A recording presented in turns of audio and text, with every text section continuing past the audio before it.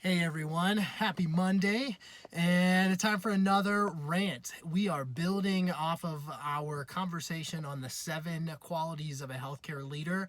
Last week we talked about visionary and what does it mean to have a vision for your practice, for your patients, for the healthcare system, to envision a better world, a world that functions better than it does today.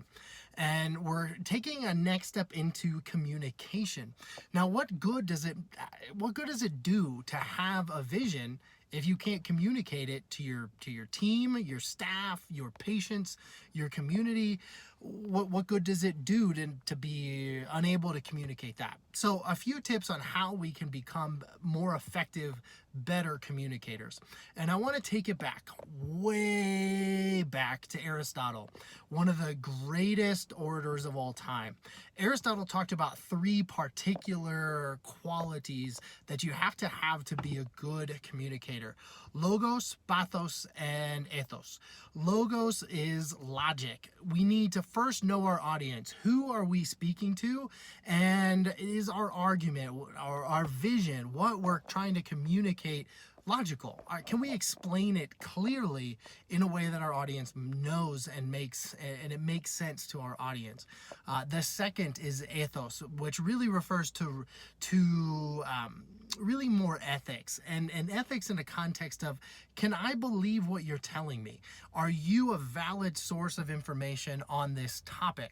And a lot of that has to do with your background. Yes, education matters, but when you talk, do you use a lot of ums? Do you communicate with a closed body language versus an open body language? Are you inviting your audience into the story that you're telling? Do you invite your audience into a world that you are the expert in? And both how you say what you say, also what you say, does it make sense? Is it logical?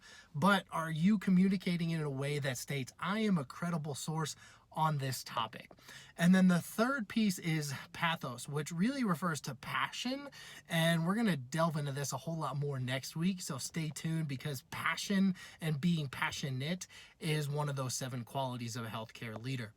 I want to make a recommendation. If you want to learn to be a better communicator, there's a really, really good book called 5 Stars, and I'll show it to you here. It's written by Carmine Gallo. It's a phenomenal read. It delves in really, really deeply into why it is so important in today's day and age to be a good communicator, and how you can build upon your skills in telling stories and communicating clearly, knowing your audience, building upon those principles that we just talked about.